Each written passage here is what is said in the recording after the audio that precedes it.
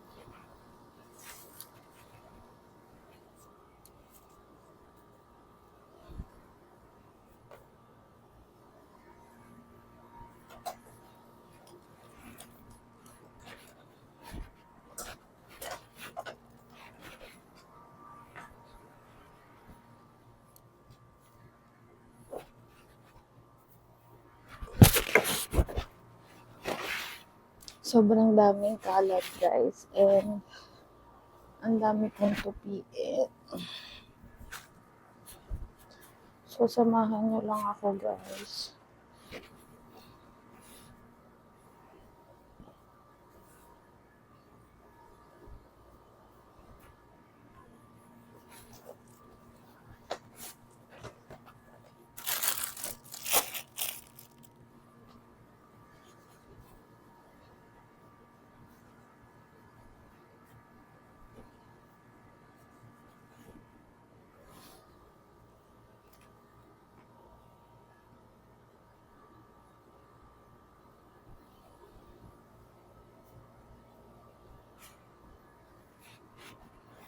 Ay, nakakapagod pala ito, no?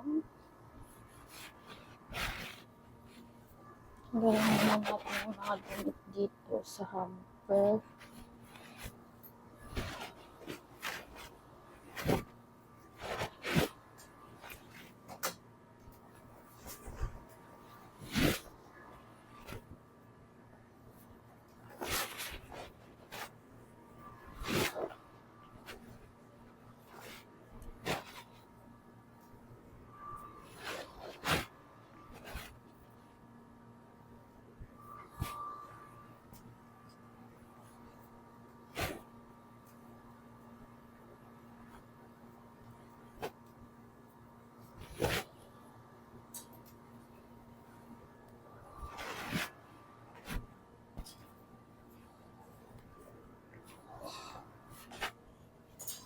Tulog pa si asawa. Sobrang aga ko kasi talaga nagising guys. Parang 7 yata.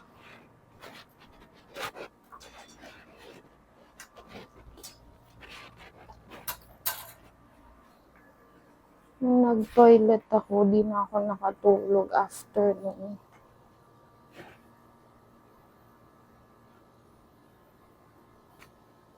Tupiin na natin to guys.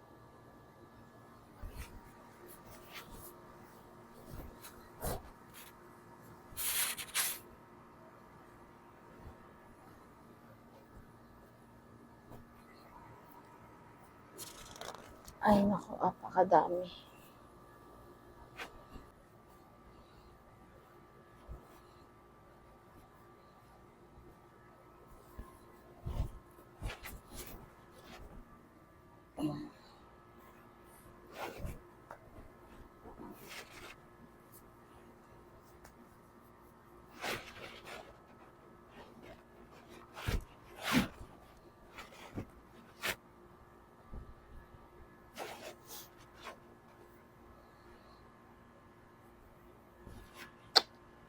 Mamaya guys, siguro pupunta kami ng sementeryo para bisitahin yung mother-in-law ko. Pero hindi naman din ako makakapasok. Si asawa lang. Mag-i-stay lang siguro ako sa sasakyan. Tapos, after siguro nung mag-grocery lang kami,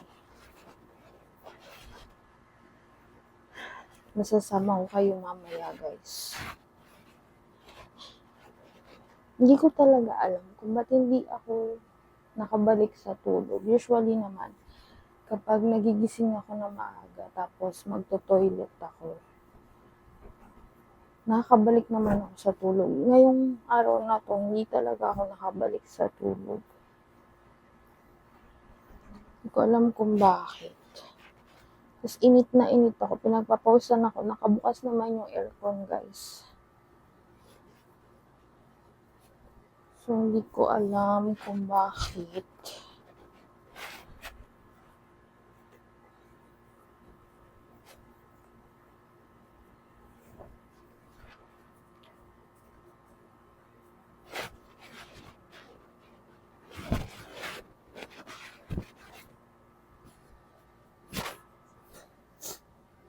Itong nilabahan ko na to, siguro 2 days na to nakasampay.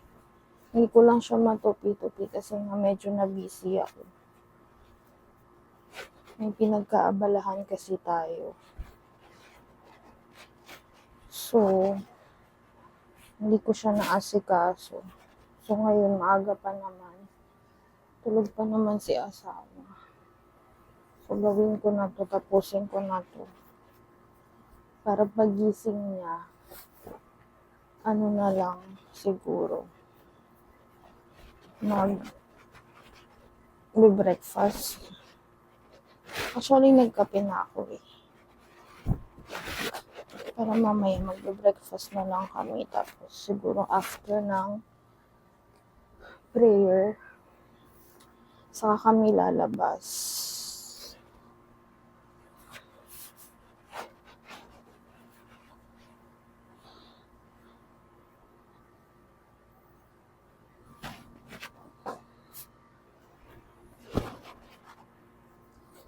Actually guys, sobrang init sa labas. Parang ang aga pa lang pero ano na, 30 degrees na sa labas. Napakainit. Kaya lahat ng aircon nakabukas.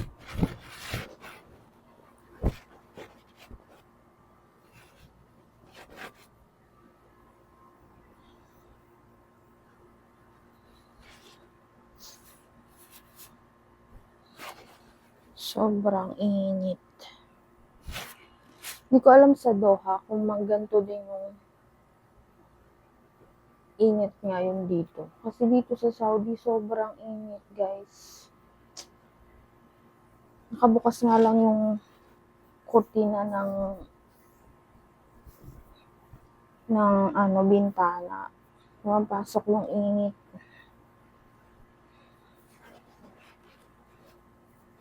Kaya tayo aircon maghapon. So, grabe na naman ang kuryente nito. Super na naman sa kuryente. So, yung mga box dyan sa likod, guys, wala na yan laman. Actually, itatapon ko na yan. Naghihintay lang ako ng tamang oras. Hindi. Itatapon ko na talaga yung mga yan. Kasi wala na silang laman. Actually, nagamit na sila. Pero gusto ko lang kasi silang i-keep kasi nga just in case na lilipat kami ng apartment. May magagamit kaming mga boxes. Pero for sure hindi pa kasi kakarenew lang namin dito. 5 months na rin pa yung 5 months pa yung natitira. So kakarenew lang namin. Every 6 months kasi yung renewal. So meron pa kami 5 months to stay. So hindi pa sure kung maglilipat pa kami or hindi. Actually, okay naman dito. Kaya lang kasi, hindi ko talaga Hindi ko talaga alam, guys. Dito lang ba talaga? Kasi, everyday naman ako naglilinis ng kitchen. Then, wala naman akong iniiwang mga hindi nahugasan sa kusina. Pero dumadami talaga yung mga cockroach dito.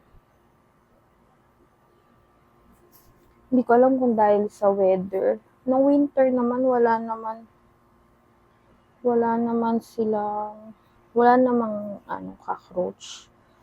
Pero ngayong summer, dumadami sila. Tapos nag-spray kami ng insecticide.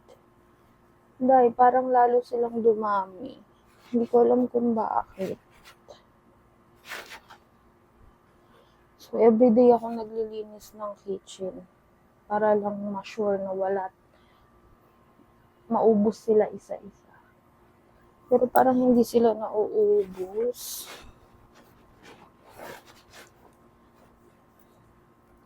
So, hindi sure kung lilipat kami.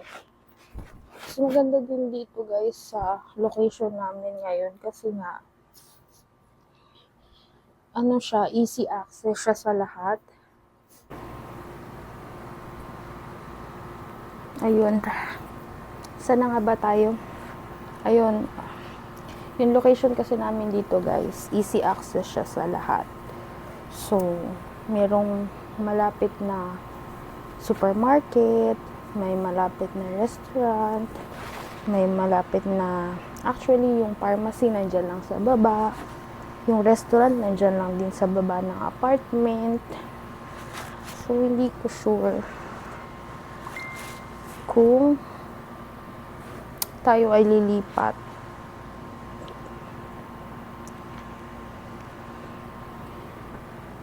So, let's see. Sa mga dadating na buwan. Tsaka yung sinabi ko sa last vlog ko, na babalik ako ng Qatar for renewing or kukuha ulit ako ng panibagong visa. Kasi guys, family visit lang naman ako dito sa Saudi. So, yung family visit na yun, family visit visa ko, good siya for 1 year. And, pwede ako magstay ng 3 months. Tapos, extension na lang ng 3 months. Pero nga, dahil may residence ako sa Qatar, so, kailangan kong bumalik ng Qatar before 6 months. Kasi 6 months lang yung allowed na outside the country. So, kapag hindi ako bumalik ng within 5 months and 29 days, sabihin natin 6 months sa Qatar, kailangan ko pang kumuha ng permit of return, request for return, para lang makapag-exit ako doon sa Qatar. So, probably by this month or next week, maybe. So, yun. So, tapos nagpaplano pa kami na magbakasyon. Gawa nga ng semester break ng mga bata. Actually, yung isa nasa Morocco na, yung babae, nag-semester break siya nung June 20 or parang ganon. June 20, no, 28 starting ng semester break niya. So, sinenda namin siya sa Morocco. Tapos, kami naman 3. Ako, si asawa, tsaka yung batang lalaki ay sa Pilipinas naman kami. So, yun ang iniisip namin, baka next month, pero hindi pa rin sure kasi nga dahil sa residency ko, no. So, let's see, guys. So, itong kwarto na to, sa mga bata talaga to. So, since wala naman sila dito, yung batang lalaki, yung stepson ko, nag-aaral siya sa Malaysia. Yung stepdaughter ko, sa Qatar. So, wala sila dito. So, bakante itong kwarto na to. So, yun nga, guys. So, may problema din talaga ako, actually. Kasi nga, ang daming mga kaganapan na hindi pa natatapos at kailangan tapusin bago matapos ang buwan na to. Ano daw? So, yun nga. Ay, nako.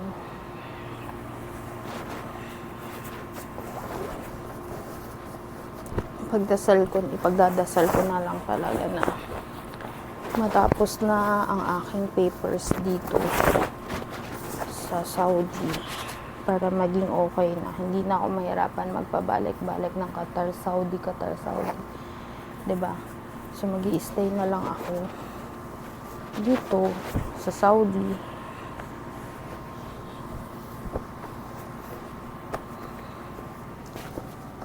So yeah.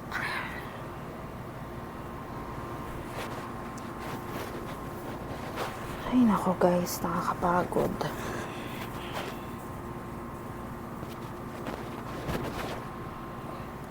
Ang aga pa lang talaga. So, 9:41 pa lang.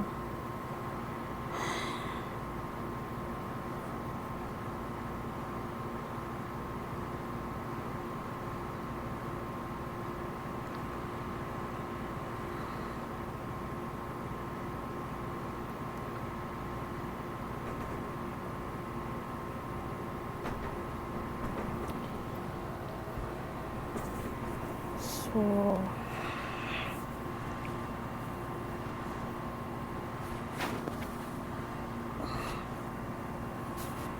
may plantsahin pa ako. Ay, nako. Siguro yung plantsahin ko bukas na lang.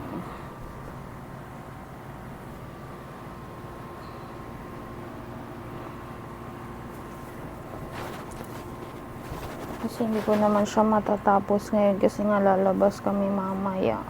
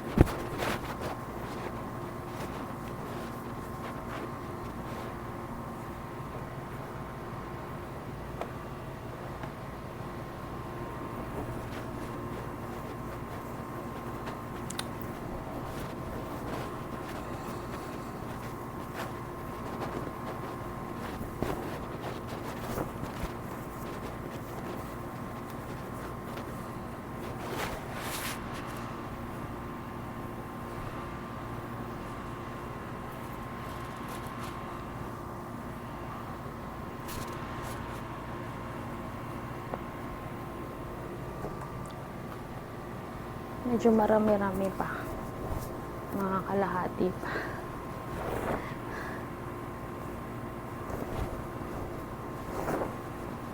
Hindi naman konti na lang. Actually, yung iba kasi plantsahin. So, yeah. So, plantsahin. So, ayan. Puro plantsahin na yung naiwan.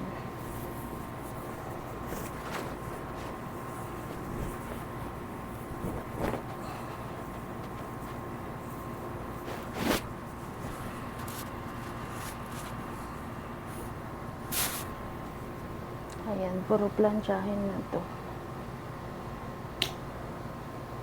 Tapos mga socks.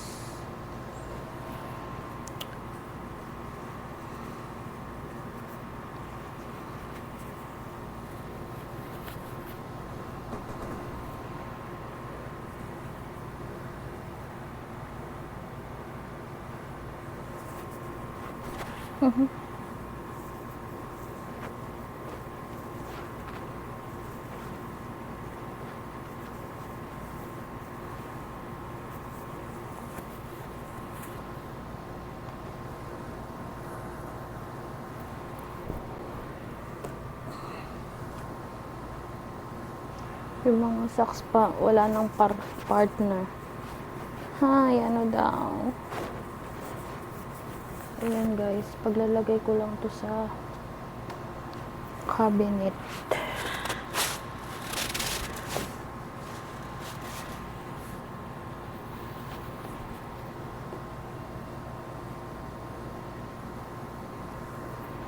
Yung ibang socks walang partner.